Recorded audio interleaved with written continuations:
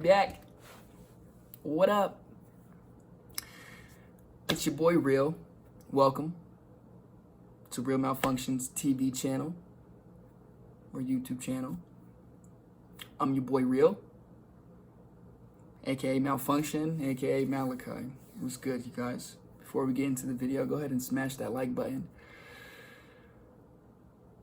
And go ahead and click that link in the comments. In the description. If you'd like to learn how to grow your YouTube channel more effectively, like I'm doing.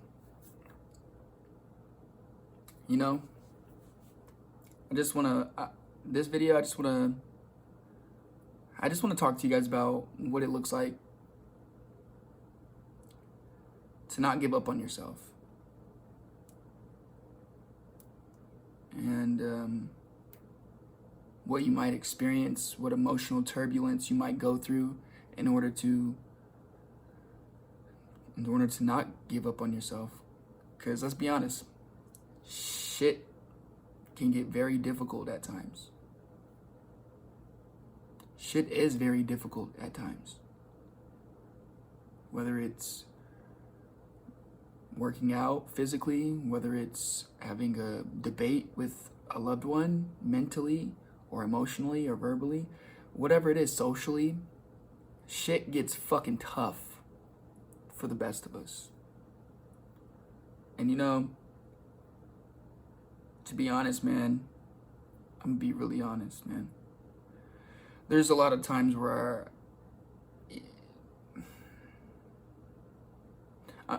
everything happens for a reason. So I know I'm supposed to be here, but let me just say this. There's been multiple times where I don't know why, and I know I shouldn't be here because of certain things and actions and thoughts that I had once.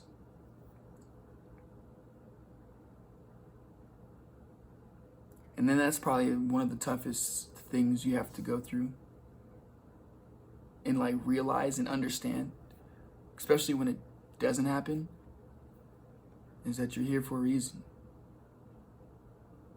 You're not a punk just because you didn't do it. You're not a bitch. You ain't no asshole. You're hurt.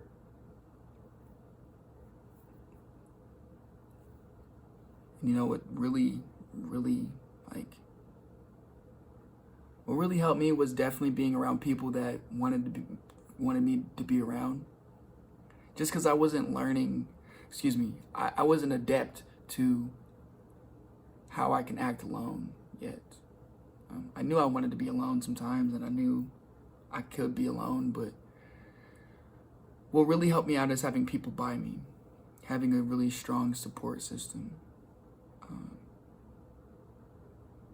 And this can be anybody, you know, it could be relatives, siblings, it could be best friend, it could be that random person, you know? Because it's interesting, we tend to open up more for random people than we do to our own people, our own tribe, which is interesting. And I know I'm here for a reason, and that's to help people, to help heal people. And not healing like as in Jesus or Yeshua healing like, ooh, touched and you're healed. No, I'm talking about digging deep, facing. You know what it means to face your demons? When people say face your demons, they don't mean take drugs or drink or go out and drown yourself in things that don't matter. When they say face your demons, they mean it like whatever is eating you on the inside, whatever is keeps creeping up in your thoughts or your feelings,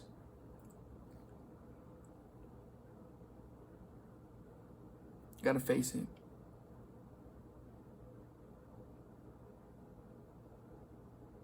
And you know, a lot of this stuff is about letting go.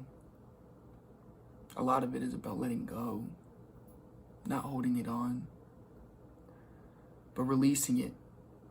And releasing it physically, mentally, emotionally, releasing it from the body. You don't need it anymore, right? Once you face your demons and you go into the mineral of who you are, and you're still, and you sit still, and you're not moving anywhere, you're just patient, and you're really in here.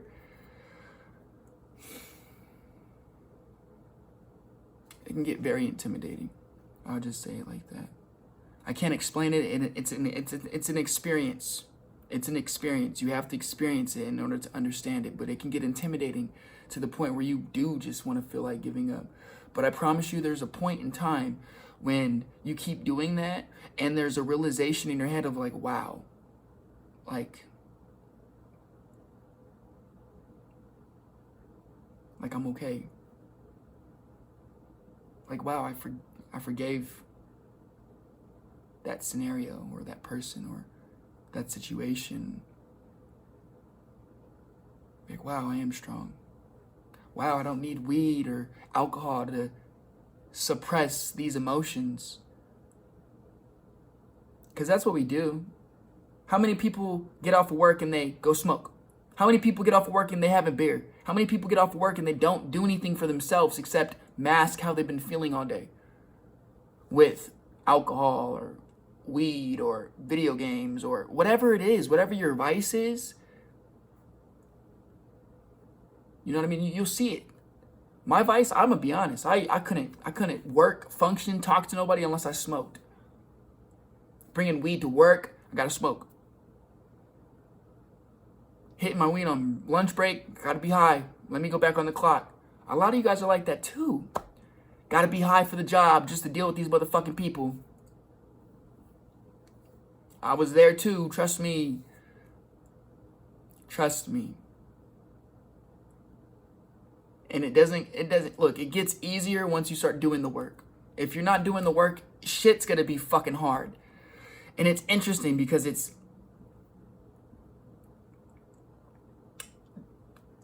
one of my favorite words, that shit's a facade.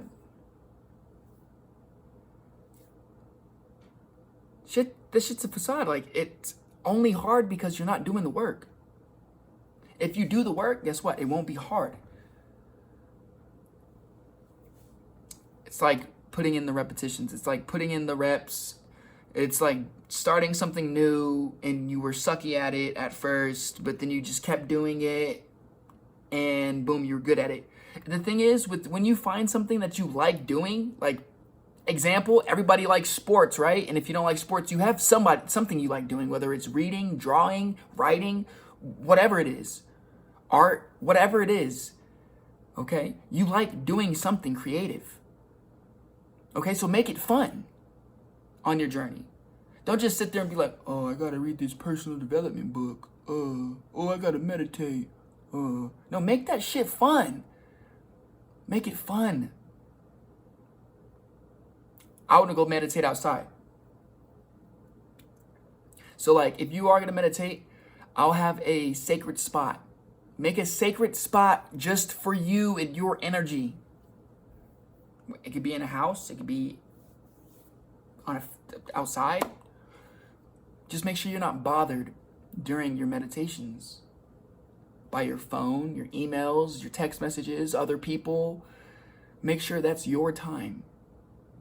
Every single day, just take a little bit of time off the top. Take 20 minutes every single day just for the moment. Every single day, take 20 minutes when you wake up to do something for you. Whether it's meditate, deep breathing, centering yourself, grounding yourself outside, whatever it is. Take 10 minutes for you or 20 minutes for you. I like to take an hour or two for me. Because I know if I can't give myself what I need, I'm not going to be able to give you guys what you need.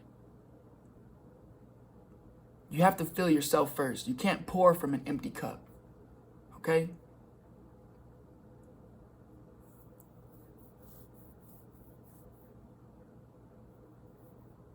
when you're going on this shit, there's going to be a lot of tears shed.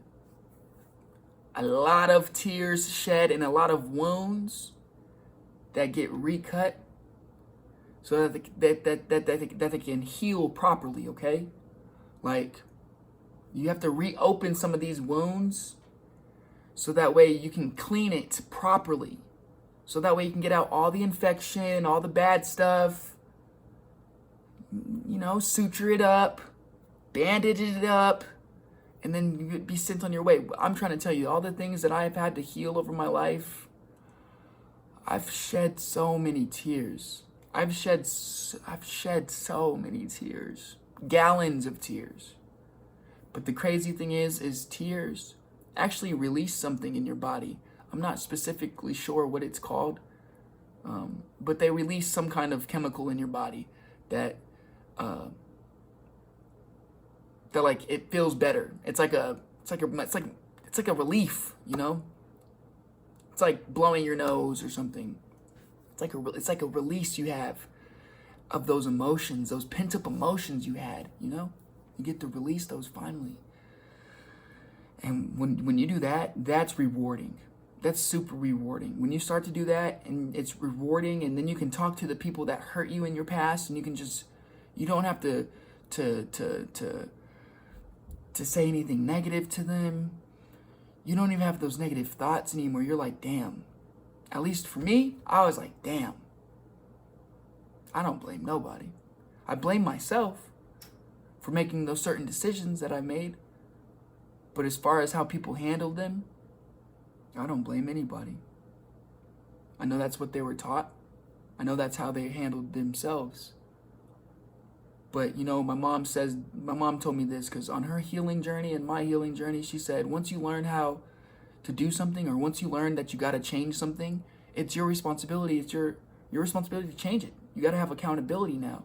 You can't go through life having a victim mentality all the time.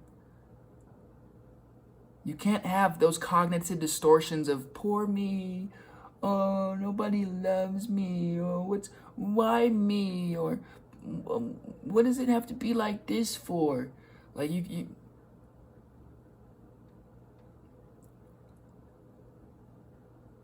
fight your demons. Stop suppressing them with marijuana smoke, vodka. Stop suppressing them with pills. Stop suppressing them with drugs that honestly, it suppresses how you feel. You don't just not suddenly not feel like shit. Okay, excuse me. You might if you take the certain drug and you be like, okay, I don't feel like shit anymore. That's the surface. When you fight your demons, guess what? You hit the minerals. You go to the fucking source. And then you start really seeing how things operate. And you're like, damn. Fuck that weed to make me feel happy because I don't need it.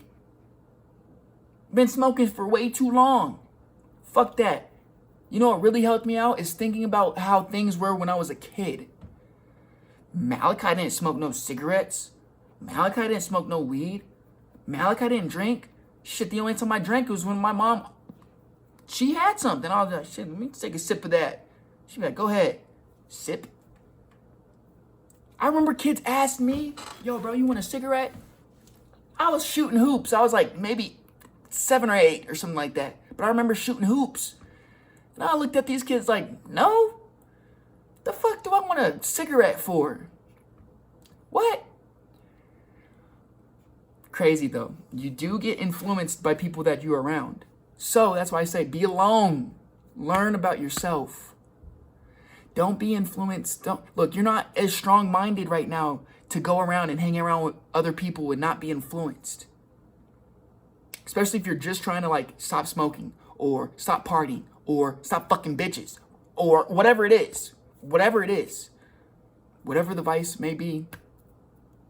If you're watching this video, you're not mentally there yet to be like, oh, I can still hang out with these same people that I'm hanging out with and everything will be okay. I can keep kicking it with them and I know I'm strong enough not to drink, or I know I'm strong enough not to hit the blunt, right? We've all been there, right? But trust me when I say, like, The more time you spend alone, the more you'll understand, like, you'll get your personal power back. I'm gonna be honest, everybody's different. So how I worked was by actually putting myself in those environments.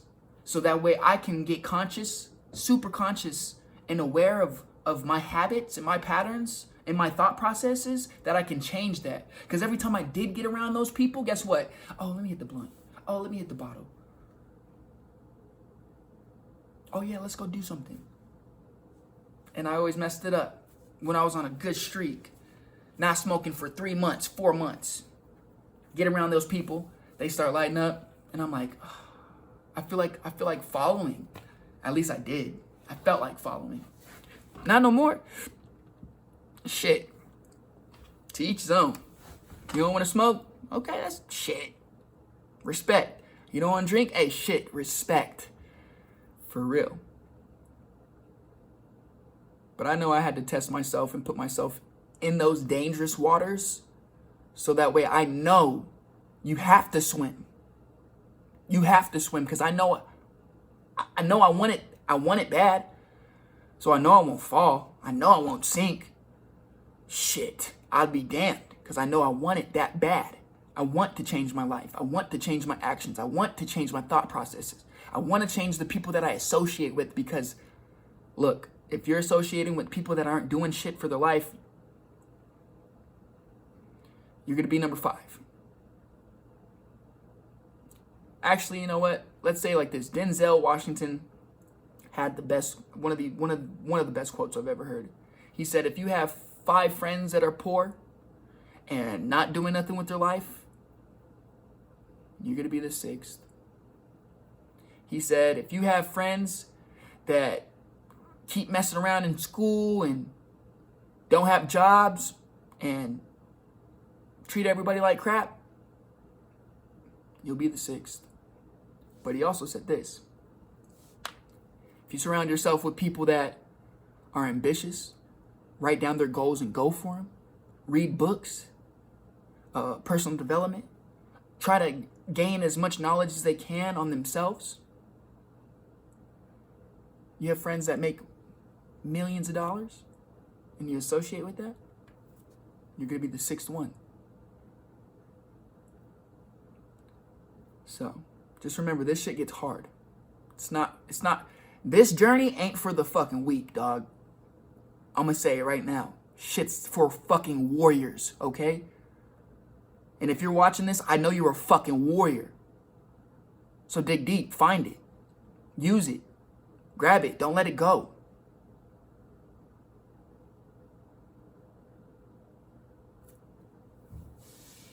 It's your boy Real. It's your boy Real Malfunction. Tuning in. It don't get easy, man, unless you start doing it consistently. Repetition is your friend.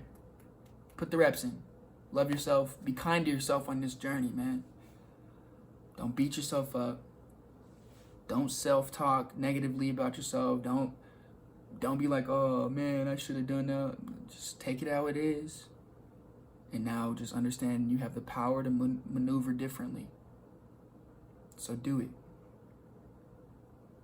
I'm done talking. Last but not least, go ahead and click that link in the video in the description to learn, just like I am, from my mentors, to grow my YouTube channel more effectively. Shit works.